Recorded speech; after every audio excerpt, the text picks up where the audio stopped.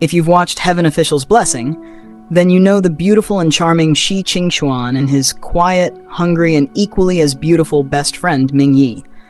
But if you've read the books, you also know that he and Ming Yi, who is actually black water demon He Xuan, are a very tragic pair. Before we get into the main part of this essay, let's quickly take a look at the term guardian angel. According to Google, a guardian angel is a spirit that is thought to watch over and protect a person or a place. Also, according to Merriam-Webster, it's an angel believed to have special care of a particular individual, a person that helps or protects another person or thing. I believe that beefleaf's relationship was very thinly blanketed by a guardian angel theme, with He Xuan playing that role toward Shi Qingxuan. Whether this was intentional by Mo Xiang Tong Xiu, we will never know. Now, let's go back to their history for a bit. I won't bore you with all the details surrounding Shi Qingxuan's birth and the Reverend of Empty Words, but He Xuan and Shi Qingxuan have had a very intertwined history. Right from the moment He Xuan discovered the truth behind his misfortune, he infiltrated the heavenly realm and immediately attached himself to the brother of his enemy. And here, it all starts. In this video, I will be covering 3 points in their relationship all in sequential order, and linking them back to the theme of guardian angel. Point 1. Closeness and denial of friendship. Ming Yi immediately after ascension latched on to Shi Qingxuan.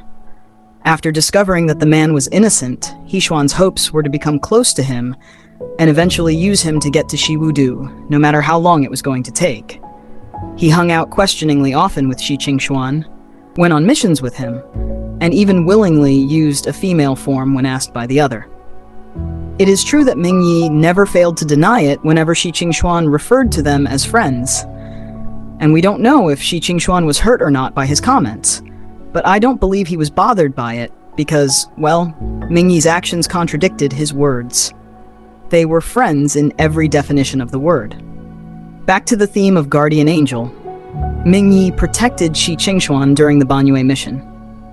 He literally put himself in harm's way just to protect the other, and quoting directly from the official tgcf wiki, their relationship is such that when he tells Qingxuan to step back, he readily obeys without question.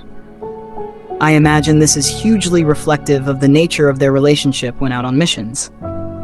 Ming Yi never fails to protect Shi Qingxuan, something he doesn't need to do, given his reason for pretending to be his friend and the fact that Shi Qingxuan is not weak or fragile in any way.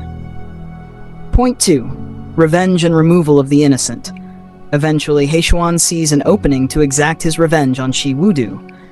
He is focused and ruthless in his execution of his plan, but we know that at the beginning of it all, he tries his hardest to make sure the innocent Shi Qingxuan was kept away from it.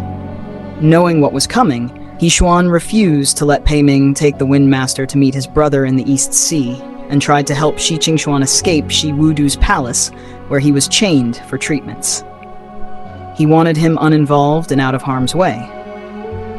But Shi Qingxuan, who was determined to help his brother out with his third heavenly calamity, leaves, where his friend had safely put him anyway, and consequently becomes directly involved in He Xuan's goal of revenge. Even this act in itself was some sort of test, because He Xuan kept doubting himself, giving Shi Qingxuan a chance to choose.